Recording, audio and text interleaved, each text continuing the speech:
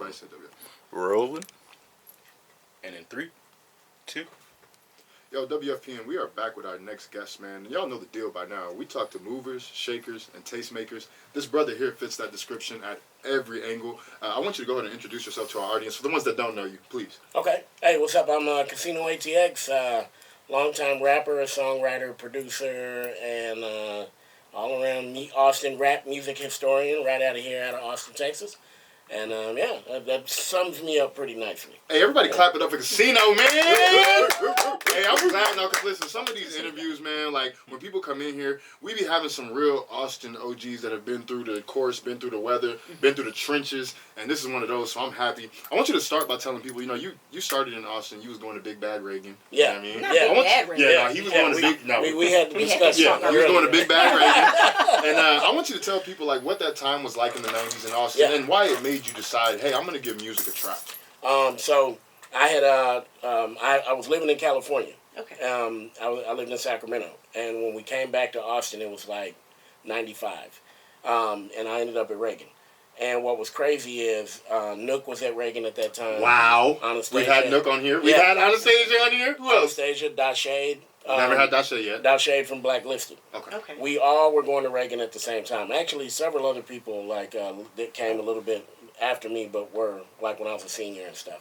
But when I got there, it was just so much local rap and stuff going on. I just dived right in. And actually, the first thing, before I even started rapping, I had a show on KZI. I was 15, 16. Wow. And we had a show called Teen Scene. Full circle moment. Yeah. Wow. Yeah. And that's really how I really got my feet wet in the music industry, because, while I knew all of those folks at school and I kind of started writing raps, with me being at the radio station, that's how I really got to meet all the other local rappers at the time. And we started playing local rap on our show. And the more people we met, we started getting invited to parties and all sorts of stuff. I was probably too young to go to some of those parties. Yeah, but who gonna say that? It was a different time, man. And another thing I want to ask about what you just said, you mentioned that you were playing local rap on local radio. Yeah. KZI has like this tireless effort of lifting up the community and its creators. Can you talk about what that felt like then? Because we know what it feels like now. Oh, yeah. Was it as glamorous? Now it's kind of glamorous. We have these nice studios. We have all this stuff. But was it as glamorous then? You know what? Because I was so young, it was. Okay.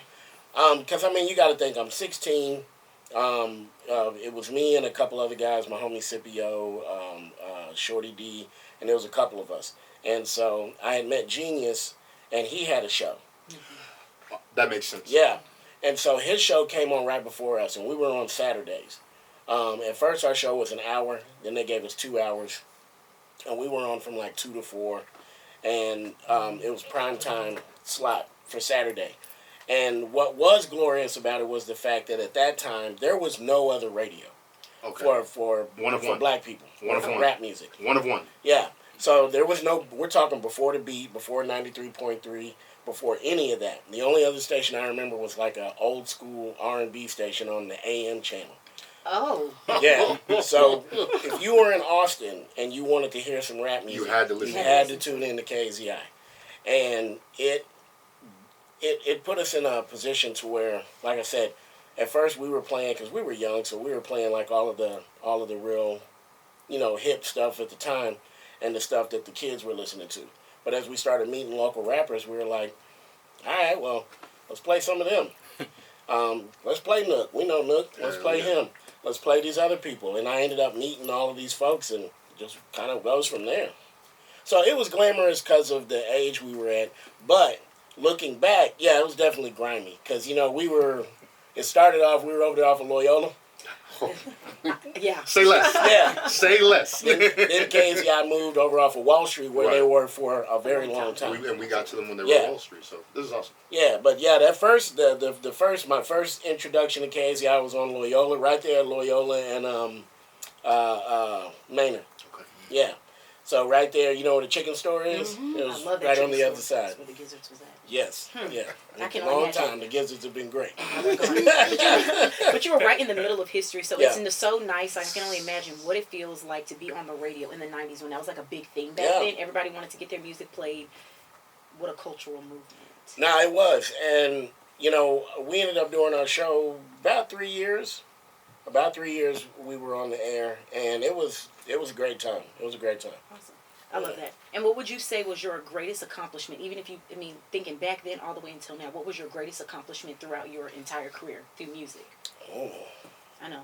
This Man. is one to flex on it. It's a lot to think It's a about. yeah. I mean, okay, I've had like. So the thing I'm probably most known for, I was in a group called Gutter Gang, Yes. and I put out a song called Game Time. Mm-hmm. And- Charted. Yeah. Wait, let me slow down. Let me slow down, because I'm getting happy. Yeah. So that's probably where most people know me. So like Okay. as far as like published big accomplishment, that song, what's funny is it had a dance attached to it, Okay. and at the time we were performing so much, all the kids in the high schools and the schools knew the dance and were doing the That's dance. cool. Because like this was like right moving into when all of the Atlanta dance stuff got Okay. big. So we were kind of right at the you could argue we were at the spearhead of that. Yeah, absolutely. Yeah, and I mean, we toured all over. We toured through Atlanta. We were all through the Gulf Coast, and that song charted on Billboard. So That's amazing. Yeah, Okay. it got really big. So I heard that record kind of got y'all into some tense situations. quite a lot. Can you Quite talk about one of them? a lot. Okay, so Yeah, go ahead. All right. Yeah, go ahead. Tell so it. we performed in Atlanta at this place called the Royal Peacock, and it was a well-known club where like a lot of people came through and performed and got seen. Okay. So like Young Jock had performed there and kind of got his career kicked off, and several other people. So the reason I bring up Young Jock is because we had opened up for him here in Austin, like maybe the tail end of the summer. Okay. We ended up in Atlanta in like October. So here we are in Atlanta, we're performing, and who happens to come to the club? Young Jock. Okay. He was going to host. He sees our name, remembered us. And he's like, oh, I remember them. Because we had a wild show. Yeah. And then we was a bunch of us. We were like Texas Wu-Tang. We'd get up there, Okay. like 10 of us. That's a bit buggy. Yeah, literally, yeah. So we did the show. Some guys there saw, because our dance was called, I don't know what I can or can't say on the show. Completely Whatever you wanna completely say, adult internet Oh, show. cool. Okay, so our dance was called Heisman a Hoe. That ain't even that I thought you bad. was gonna Well, say you know, that. I don't, radio, you don't want to say hoe or whatever, but Yeah, we not on the radio yet. cool. So our dance was Heisman a Hoe. Okay. Right? Now, ours was real Texas, just on some player. We would just kind of kick back and Okay. do that, right? Mm. So we go through Atlanta, and we ended up being there multiple days and nights. We're performing all over the place. Come back home a couple of months later, these guys out of Atlanta drop a song called Heisman a Hoe. Get out of here. They did like these jump fruity steps. Not free. I know exactly what you're talking about, though. That's why I'm laughing. Yeah. I remember that. So they did like, they added some jump little steps, Yeah. and then they hit the Heisman, Okay. right? So we was like, wait a minute. Y'all took our shit. That's all Right. right. And I swear, you could go online right now and find debates where it's Texas people arguing with people from Atlanta about who started the it? Oh, dance. of course. Oh, of course. Right? We found out they were coming to Dallas, Oh, my.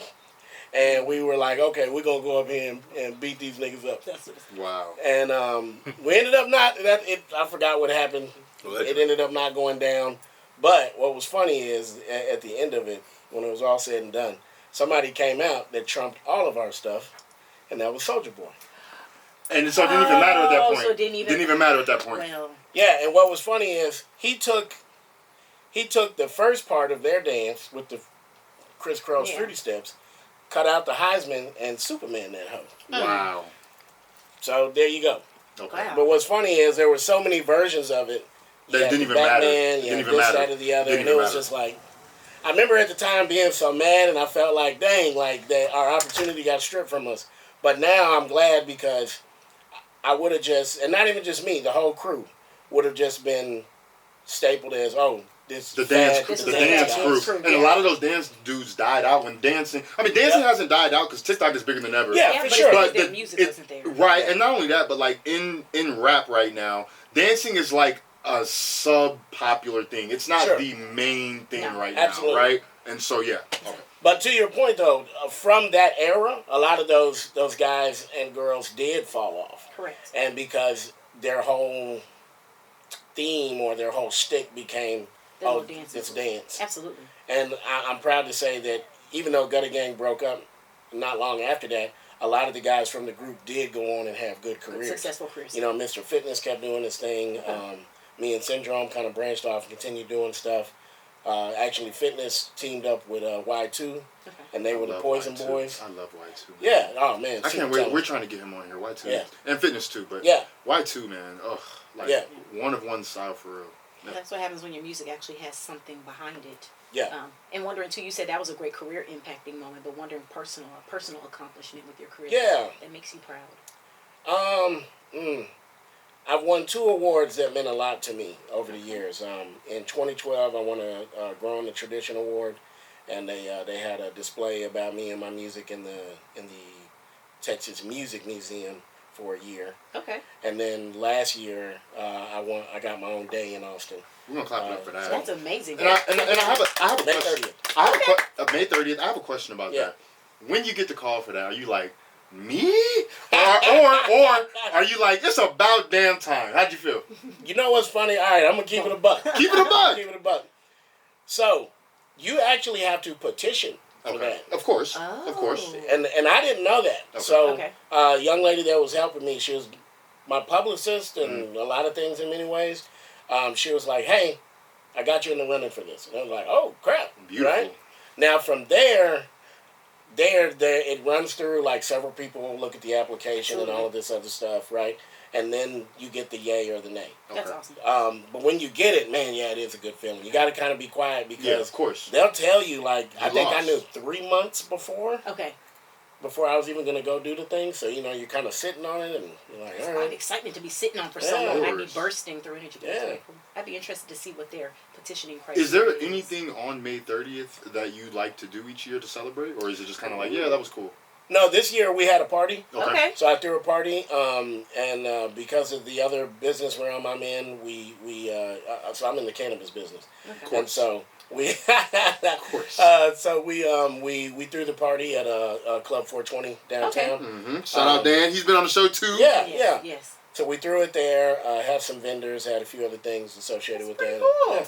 So I'm gonna try to keep that going every year. We'll see, you know, because Texas is weird about the whole canna market, but For now, For now, it's changing. It'll I work. hope it continues to change. So like they're dangling it, and when they're dangling it, that's when it's about to change. Yeah. I don't know if you noticed. There's a lot of back and forth right now. Oh, yeah. That's what happens before it changes. Well, and then there's a lot of stuff going on on the federal side as well course. that they're trying to debate on what to do. I wish Biden would have just pushed it through before he left. Man, if Kamala was in office, it's done. If she If she was in I think office, so. it's done. Yeah. Yeah, that's Lady Cannabis. She Yeah. she was in California when they legalized was. it. She was. But off topic. I want you to tell people like what's coming up that they should be excited for, whether it's with Casino, whether it's with the Stash Spot, or, Yeah. whoever that you're affiliated with. What's coming up that people are like, yeah, we should be outside for that. So Excuse me. the big thing that I do right now is I'm a co-owner of a studio called the Stash Box. in North Austin, Hey. not far from here. And then also I'm co-owner of a production company called Raw with the Dawn. Okay. We have 6 producers on the team. We got like 4 writers. We've been working real heavy on doing sync deals. We've been working real heavy on producing stuff for different people. Okay. We've done some tracks for Lil Kiki, Tum Tum. Okay. Wow. We're through the homie Two Stone. We're trying to get Riff Raff in there and work on some stuff. Okay. So that's really the big thing that we got that I'm really doing right now. Also with Raw with the Dawn, I'm looking to really kind of develop artists. Okay. Absolutely. So I have a couple of artists. We got Dame Mac on the team. No, you know Dame.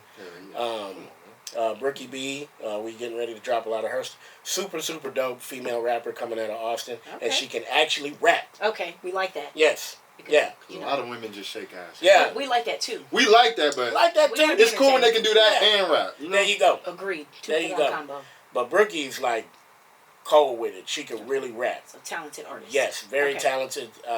I'll be sending a bunch of her stuff up here soon. We're finishing wrapping up on her EP.